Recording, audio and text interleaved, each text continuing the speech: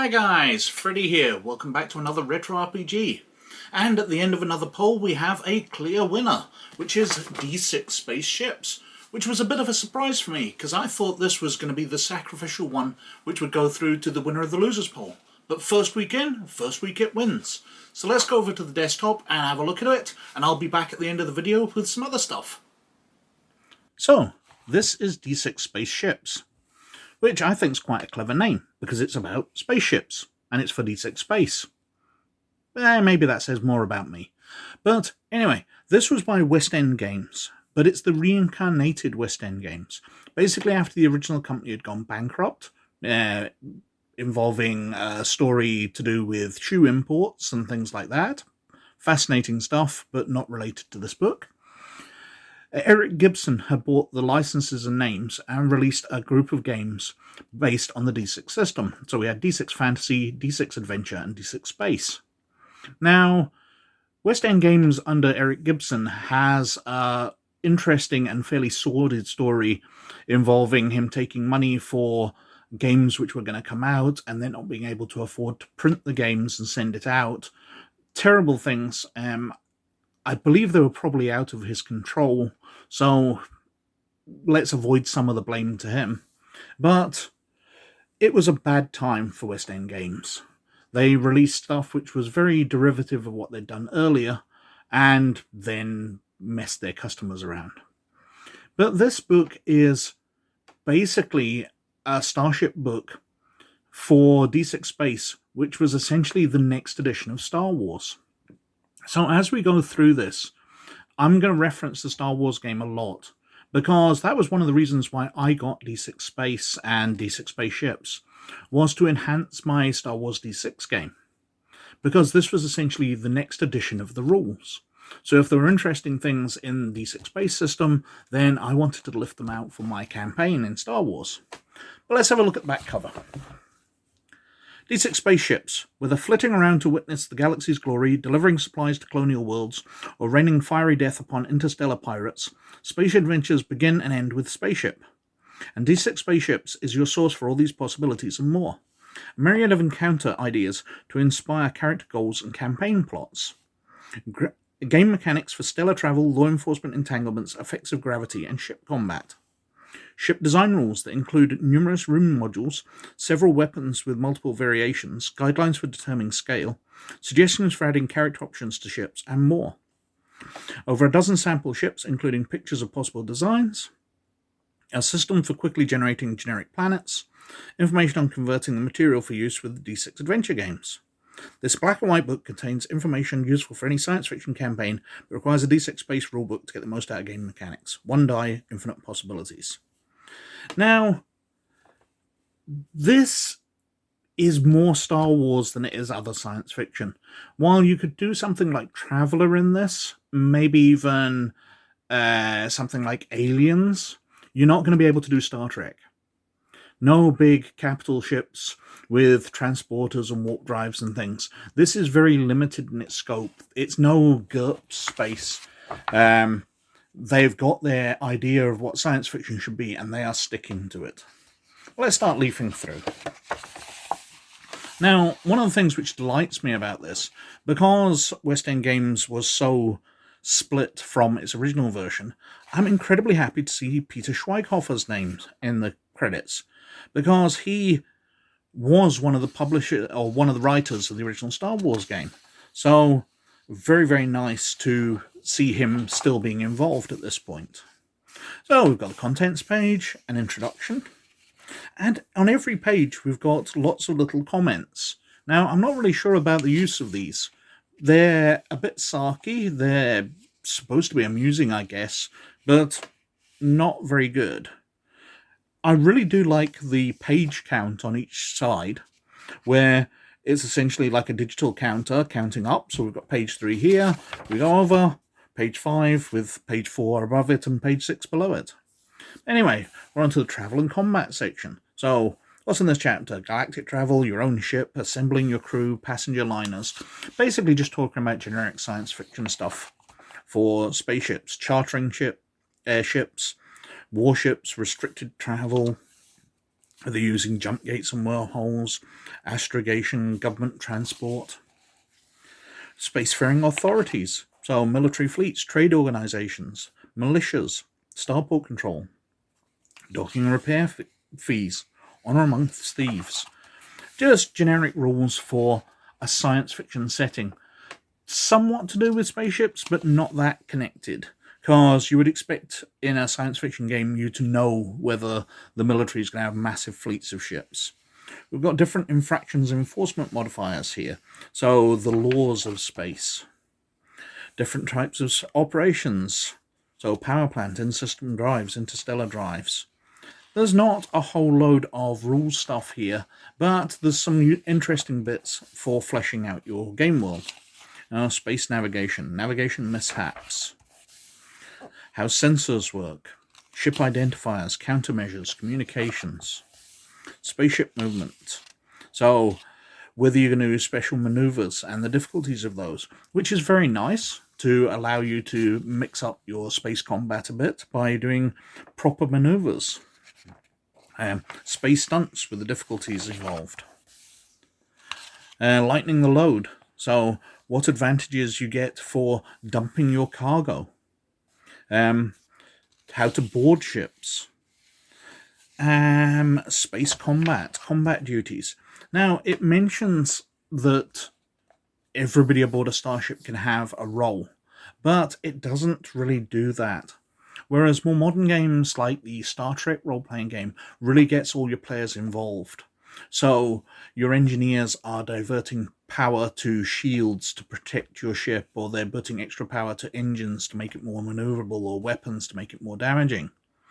In D6 space, there's really not anything for your engineer to do except repair damage. Again, in Star Trek, you've got people operating sensors who give your weapons officers a better chance to hit because you're locking sensors on your enemy. Again, there's nothing like that in here. It's very, very basic. You've got your pilot who pilots your ship dodge, and then you've got your weapon officer who fires, and you've got engineers who repair any damage. There's not a lot to it. Anyway, go through damaging parts of your ship. Shields, tractor beams. Boosting power output. Now, I do like this, although, again, it's very limited. Unlike Star Wars, you can actually boost power to systems. So, putting power to your engines to make it more maneuverable or make it faster.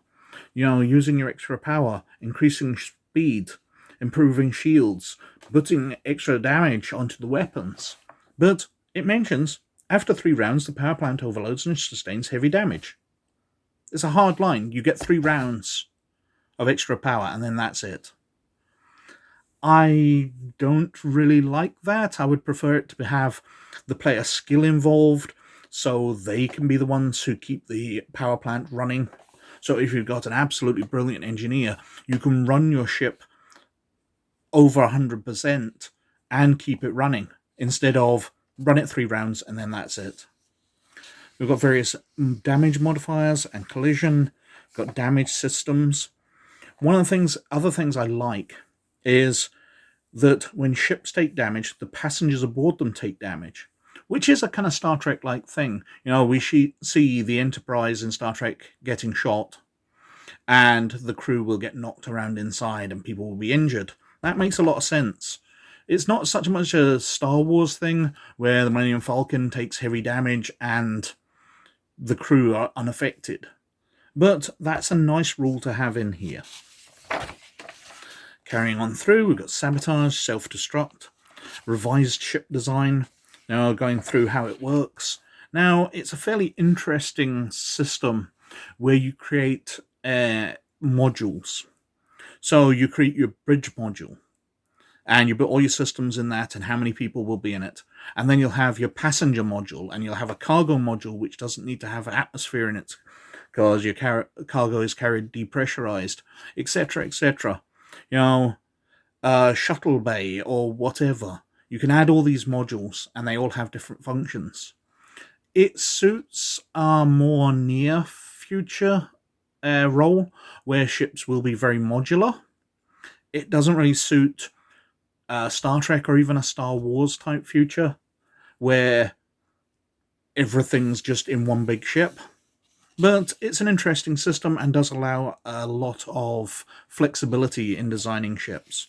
So we talked through different roles for ships, where they're just an in-system shuttle, fighters, scout ships, patrol ships, freighters, warships. We talked through the different calculations, so area units, mass, cost, as you calculate out what the ship, how big it needs to be, what it mass is, and what that's going to cost you eventually. So we've got the life supporting modules, where you've got an airlock, boarding tubes, bridge, compact bridge, bunks, a brig, cold sleep module, hallways, hydroponics bay, infirmary, and so on and so forth, right through to workshops, laboratories, passenger seating, rooms. We've got the cargo modules, basic, segmented, specialized cargo modules. Specialized things, so you've got exoskeleton bays, hangars, launch bays, livestock, a matter teletransporter, so you can beam people down to the surface if you want, pod bays, vehicle bays. It's very flexible and allows you to make up quite fantastical ships. Different interfaces, so instead of just sitting behind the controls, you can have cyber interfaces, or you can have an artificial intelligence that runs the ship. It talks through weapons, which are very similar to Star Wars. You've got blaster cannons doing 3D, or if they're upgraded, it's 4D. You've got torpedoes, which do 9D. That all sounds very familiar if you played Star Wars. Blaster cannons, just detailing the types of weapons here. Different drive systems, backup drive, power plant, battery backup, which is a good one. So if your power plant takes damage, you can fall back on batteries. Talks about putting a bigger power plant in your ship. Exterior accessories, so the hull, atmospheric streamlining, landing gear. Just everything you need to create an interesting and flexible ship. What else we got here? Maintenance, repairs, modifications, your standard things. Then we've got quirky ships. One of the ways the game tries to be more flexible than just designing a starship is each ship can have advantages and disadvantages. So your ship has an Achilles heel, so a special vulnerability where it takes extra damage or whatever, or it's old, so can't be modified in similar ways. Perhaps you've got debt, or the systems which burn out, or it's infamous, so the vessel is wanted by the law. Reduced attributes. How to buy off the disadvantages. Then we've got advantages. So the ship has specialized equipment, or it has atmospheric tolerance or water breathing, hyper movement, immortality, intangibility, just various abilities which don't match up to ordinary systems. They are special. Damage advantages and special abilities, buying advantages, and then we've got some example ships. Now, these look like fairly early CGI type art here. I'm trying to think. Autodesk, I think there's similar art to this with the gradiated fills and things across various starship designs. It looks very familiar from the early 2000s, late 90s. We've got different types of ships, so pleasure yachts, observation outposts, scout ships. None of the ships here look amazing, but they're all fairly alright. Pirate Corsairs, Blockade Runner, Galaxy's Wings, which is an interstellar cruise ship. The Zeus Machina, or Machina, a warship. Then we're on to adventures in space. It's got ideas for how to create an adventure based around your starship. So, will you be encountering alien life forms and alien starships, space-dwelling organisms, alien artifacts, legacies of alien species, so, you know, the ancients, adversaries and allies, starships, interstellar hazards, black holes, comets and meteors, cosmic storms, just lots of ideas for how to make things more interesting than you're just flying through empty space. Low and null gravity conditions for when your artificial gravity goes off or your characters have to float across to board another ship. We've got abandoned traps, politics and contraband, fleet service, starfighter squadrons, system patrol. Just your ship could be a part of it. You could be piloting a starfighter as part of a squadron. You could be running a campaign where you are the local police and you are protecting against pirates and things. Intergalactic warfare, commerce and recreation. Just giving you an idea, maybe you're going to be Han Solo type, being a free trader, smuggling things onto different worlds. With free trade zones and intergalactic bazaars. Various types of recreation. Adventure hooks for free traders. Special orders, you know, a customer wants some kind of thing smuggled in. Blockade runner. The red box. They have to smuggle a large red crate intact and unopened to a distant world. Spaceport pilot. And then we've got the planet creation section, where you roll on d6s and you come up with the atmosphere, hydrosphere, gravity. So as a games master, you can quickly create the random planet that the players arrive on. What's the regulations? What they import and export? What are the population numbers? What type of spaceport do they have? And then you can write all that on a planet design log. And then we've got conversion rules for D6 Adventure, and detailed ship design logs here at the back, so you can design your ships. Now my copy's a bit wrinkled, it's been water damaged at some point, but all the pages are there, and we're up to page 96, and that's basically it. Now, I think there's some interesting rules in there. There's definitely some fascinating things to enhance a Star Wars game with. I like the crew damage a bit, features, the ability to run engines or power plants beyond to enhance the rest of the ship in times of emergency, but I would most have liked them a bit more fleshed out and useful. I think this isn't a completely well thought through book. It's very much a first edition. I think if D6 Space had lasted a bit longer, they might have re-released this book and fleshed out areas in a very useful way. So that was D6 Spaceships, which, as I said at the start of the video, was a total surprise to me, because I really didn't think there was a lot of love for the West End Games D6 system when it came out in the noughties. And I know the Star Wars system is much loved, but I thought Interested kind of fizzled out, much as West End Games itself did fizzle out over that decade. But that won the poll. At the other end, the loser was Denver City of Shadows, which has been in the poll for many weeks now, so I was pretty surprised to see it finally drop out. But it's gone. It goes through to another winner of the losers poll.